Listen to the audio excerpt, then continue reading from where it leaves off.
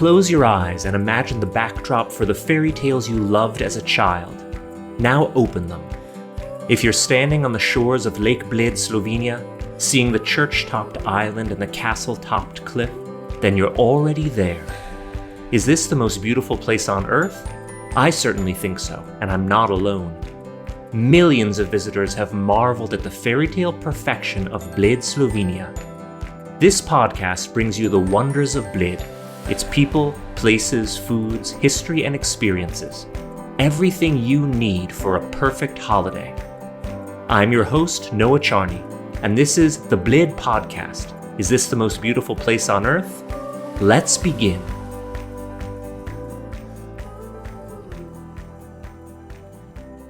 Lake Bled has just been crowned the most beautiful destination in Europe by Time Out magazine, a title that's more than just flattering.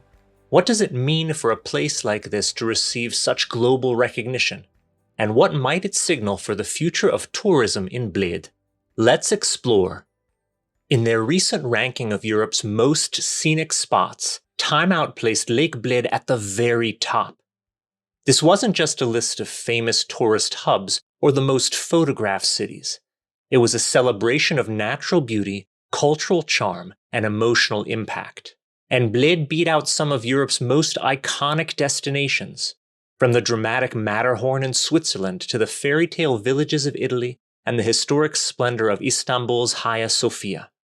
So what sets Bled apart? It's that unique combination of nature and storybook magic. The still turquoise lake, the tiny island with its church and wishing bell, the clifftop castle overlooking the water, the encircling Alps. It's not just beautiful, it's cinematic. The kind of place that once seen lodges itself in one's memory. A place that feels somehow like home and fantasy, all at the same time. But beyond the compliment, what does this title actually do? To answer this question, I spoke to Elizabeta from Bled Tourism. So, okay, here's the big question. When did you and the Bled Tourism team learn about this title that you received from Time Out?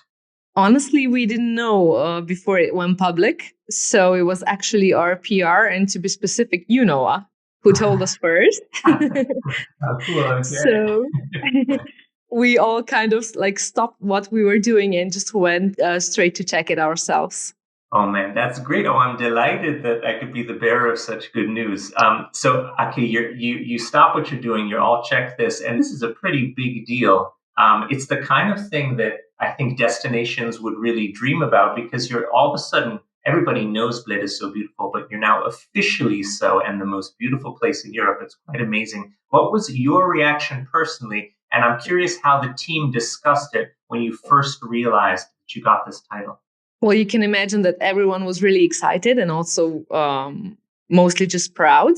And the first thing we said, it's not just about us in the tourist office. This title belongs to all of Bled, the people running the hotels, the cafes, the guides on the lake, and even to the locals who welcome the visitors. So it's really an honor. What's the direct effect that you can imagine it having, and how does it help solidify all the hard work that you've been doing? As I said, it's a huge honor, definitely. But, it also feels like a responsibility. If you're called the most beautiful place in Europe, you really want to make sure that every visitor actually feels that beauty when they come here, not just sees it in the photos. So I think that's also what our slogan, Imago Paradisi, image of paradise, is all about. It's like a promise to keep Bled special for the future and to make it, even better step by step every single day. So, it's an honor, but also a responsibility. That's a lovely answer, and very appropriate too, because I love that how it is focused on being sustainable, minimizing or even being zero waste, and making sure that its beauty endures into the future. That's a beautiful approach.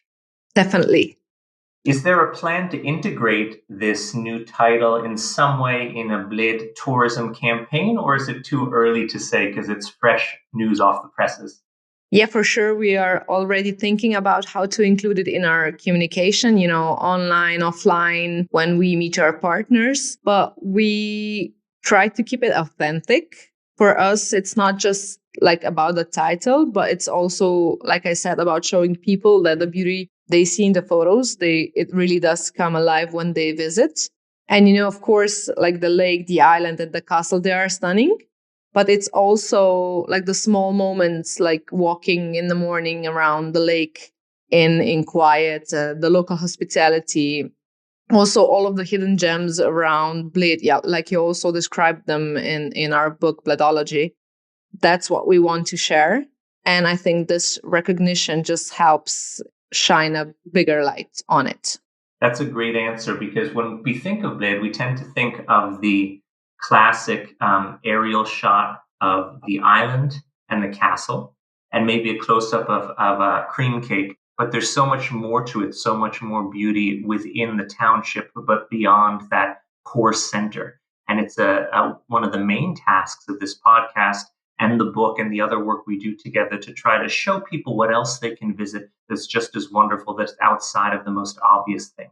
Definitely, Bled is not just the castle and the island, like you said, but also much more. There are small villages around, the main area around the lake, and they have their own history, their own stories to tell. And also the Julian Alps are just a step away. So I think people can find here a lot of things they can do besides just visiting the island. And definitely the podcast, the book, and everything else, we are trying to send that message to everyone.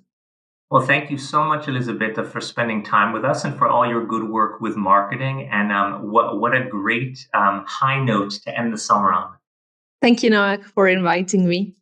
Being named the most beautiful destination in Europe puts Bled into a new league.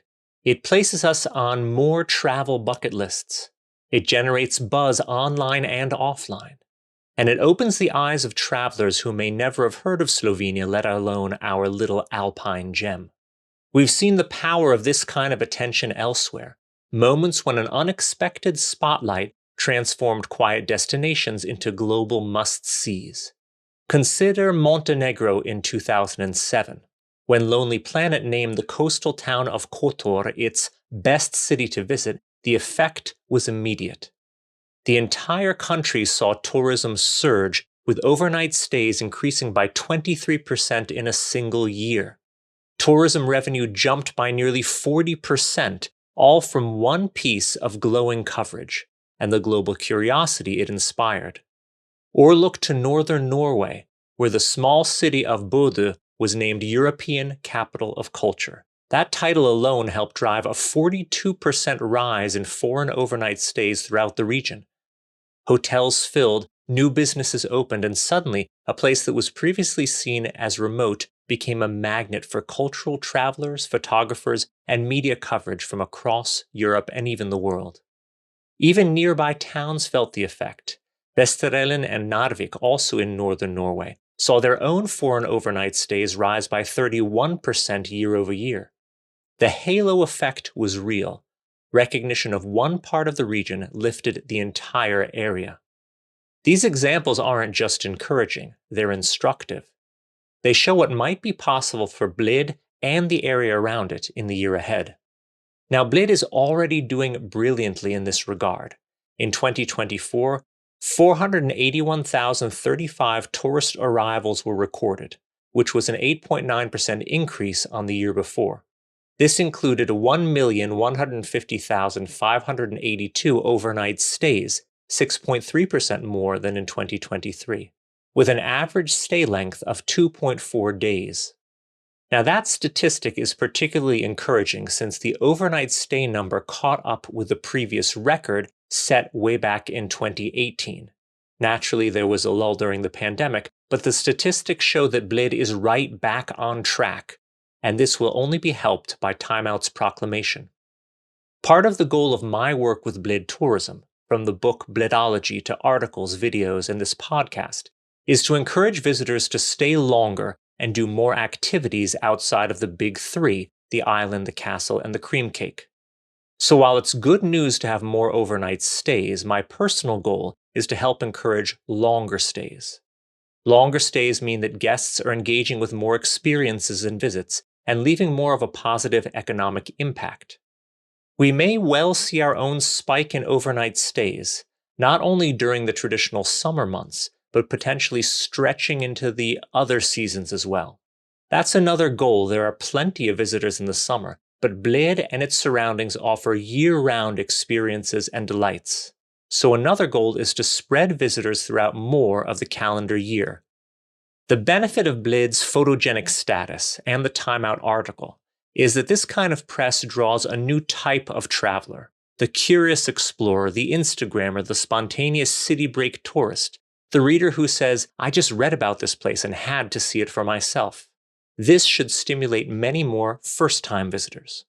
But many visitors return regularly, and one of them is Laura Coffey, a London-based travel writer who has written about Slovenia and the Bled region many times and for many publications, including the BBC, The Guardian, The Times, and Condé Nast Traveler. She's also the author of a wonderful book, Enchanted Islands, which is about her travels following the path of Odysseus in the Odyssey through islands in the Mediterranean, but she finds Bled Island as enchanting as any other. Laura, thanks so much for taking time to speak with us. I wanted to first ask, from your perspective as a travel writer, but also as a traveler, what do you think makes Bled so distinctive? Well, I think what's beautiful about Bled is that it's a place of pilgrimage and always has been. And today, there's quite a big trend back towards taking trips as a pilgrimage, not necessarily always a religious pilgrimage, but that trend of hiking and going to special and holy places. And Bled just has that legacy right from the beginning. It's also interesting that you say pilgrimage, because these days, with so much promotion surrounding either a documentary series or a film that you saw about or made at a location, or sometimes even just a photo that you see online, people can decide, I want to go there, or I want to go and eat that amazing looking sandwich that an influencer ate. And it turns non-religious destinations into pilgrimages for people to, I guess, capture what they saw someone else enjoying. I think that's absolutely right. And I think with the Instagram images, it can often be disappointing when you turn up there. But when I went to Bled for the first time, it is that beautiful fairy tale island. It does look as gorgeous as it does in all the photos. I'm curious, it may be hard to say, but what sort of positive effects do you imagine having a magazine like Time Out naming Bled the most beautiful place in Europe might have on tourism there? So, I mean, Time Out have got good taste, obviously. But I suppose from my perspective, we already know it's a beautiful place. You know, it's already got UNESCO protection. It's renowned, not just in Slovenia, but across Europe as the most beautiful place in the country. And with it, all of the tourists that descend on Bled. And I would say that there are absolutely amazing places around Bled as well to go and see. Lots of activities, zip lining and canyoning in and around the Bled area. So I would suggest to listeners not just to come for the day to the lake, but to explore a kind of wider ranging itinerary. That's a lovely thing and a great segue, because I, in addition to having an amazing book out, you've also been really kind to Slovenia in that you've covered Slovenia for a number of articles, for a number of very high-profile publications. Can you just tell us some of the places you've written about Slovenia, and what are some of the things that you did in, let's say, the greater Bled area, going as far as Bohinj or Jezersko or other places within a half hour that you might recommend to listeners? Yeah, I've got a real soft spot for Bohinj. I've written about it for The Times. I wrote about the return of luxury to Slovenia because, of course, the Triglav National Park used to be an area of hunting for the Austro-Hungarian aristocracy.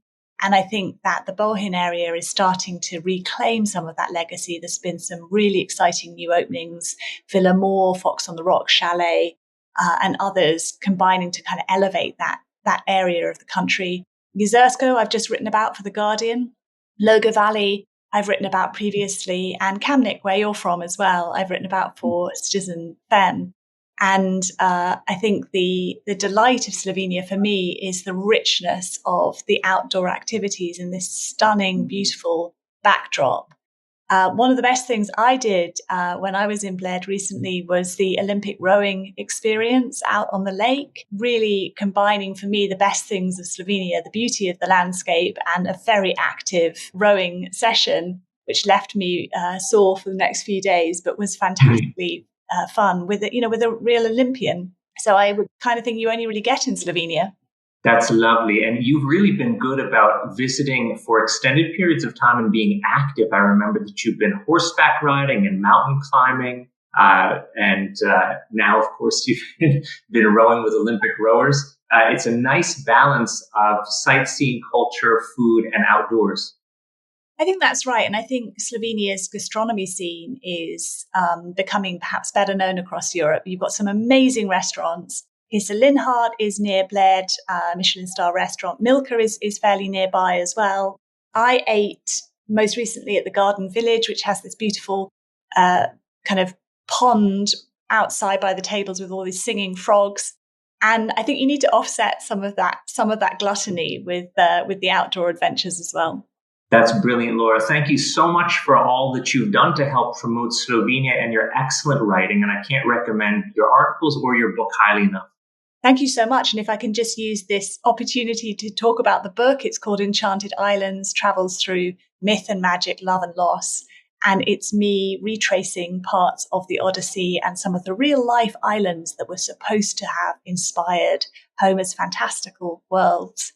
And with Christopher Nolan's Odyssey film being released next year, now is the time to pick up a copy of the book and immerse yourself in Homer core. It's such a good book. I absolutely love it. I'm delighted that it's been a success for you. It's come out in more than one language. That's very exciting. And I'm sure that the Odyssey film will help promote it as well. And it's a good segue because you've also visited the only island in Slovenia, not quite on the Odyssey trail, but Bled Island was also on your itinerary. Yeah, absolutely. And again, it's just such a lovely place to go. And one of the things I would say is definitely get the traditional boat over there.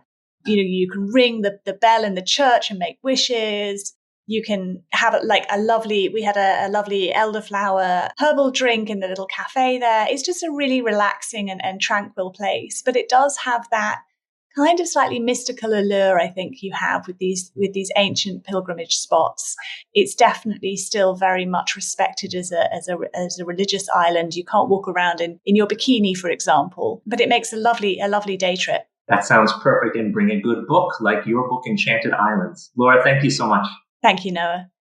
Being named the most beautiful place in Europe is a tremendous honor. It affirms what we've always known, that Bled is something extraordinary. But it's also a moment of decision. Do we simply enjoy the praise, or do we rise to the occasion? Because this is more than a title. It's a turning point. And if we do it right, it won't just be a moment in the spotlight. It will be the beginning of a lasting legacy for Bled and all those who love it. So here's to the view, and here's to the future of Bled, officially the most beautiful place in Europe. Thanks for joining us for this episode of the Bled Podcast. Is this the most beautiful place on earth? The official podcast of the Bled Tourist Board. In each episode, we explore Bled and its surroundings. You'll find it all here in this image of paradise.